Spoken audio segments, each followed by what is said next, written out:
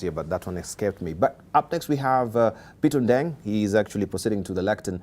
He has 6 minutes as well. Remember, you can hit us on Twitter. AM Live and TV is our Twitter handle. AM Live and TV is our profile name on Facebook, and 20686 our SMS portal. So Pete, you got 6 minutes beginning now. Good morning. Last night at about 7 p.m. I landed here from a 1.5-week trip that I've been on to Djibouti and Ethiopia. And I remember talking to somebody on the phone. The first question they asked me was, "What did you bring us?" Which is a common question people ask. Dibal, you've asked me that question before when one some of my trips. Oh, really? What did you bring us? But you know, as I was thinking, as I was thinking about that question, I thought, I never want to come back from a trip and not have learned something. So in a way, I wish people would ask me, what did you learn on that trip? Every trip is like a school. A couple of things that are related to the topic that we're discussing today that I want to share with you as I went on my mission in Djibouti and Ethiopia. And sometimes when you get out of the box of daily living and you interact with people from a different community, different context, completely different politics, you pause and you are reminded of things that you actually know. They're not things you don't know, but things that we need to be reminded of again and again. And one of the things that I was reminded of again was that life is not a straight line. Life is not predictable. Stuff happens. And in the course of life, changes come, influences come.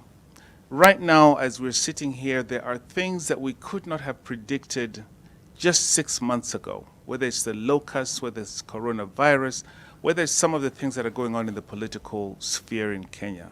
Life is not a straight line. But one thing that really strikes me is that even if I look at my own life as a process of negotiating, compromising, giving and taking and navigating my way through the forest of living, a lot of what has influenced, a lot of what has changed, moved me and shaped me into what I am and into what I'm becoming has to do with people. Yes, stuff happens. But if you look back, you discover it is really about people.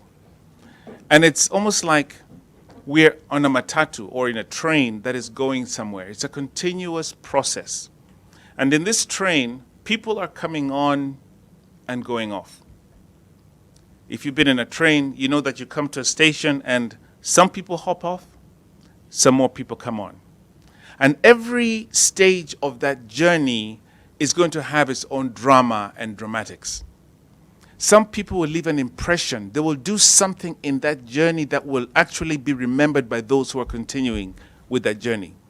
Some will silently come in and silently walk out, never to be remembered again.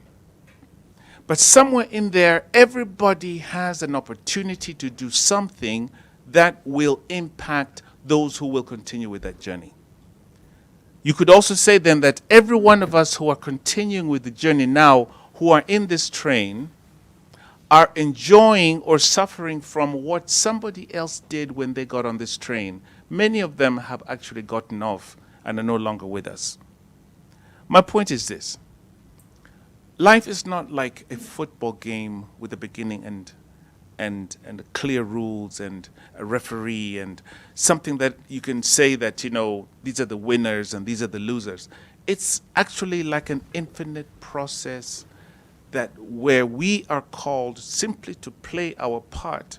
And playing that part sometimes means that we have to deliberately plant something that we know may not benefit us, but is going to benefit somebody else who will come on that train much after I have gone. Let me say that we need to be deliberate seed sowers.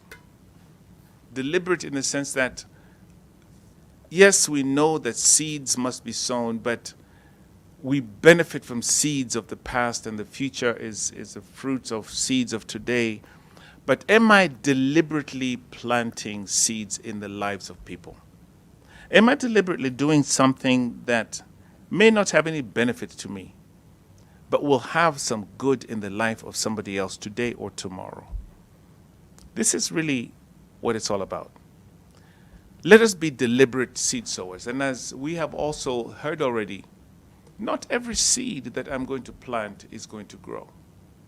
But I'm going to plant anyway. And along the way, in this journey, in this train, or whatever you want to call it, some things we will do will be mistakes. We will hurt people. People will hurt us who will come on that train and do something that will damage me, just like I know I have done things that have hurt other people. There is a process we must go through, keeping our eye on the goal, knowing that life is a continuous process of planting and reaping. We plant and we trust that some of the seeds that we're planting are going to be harvested. So my bottom line is, be a deliberate seed sower.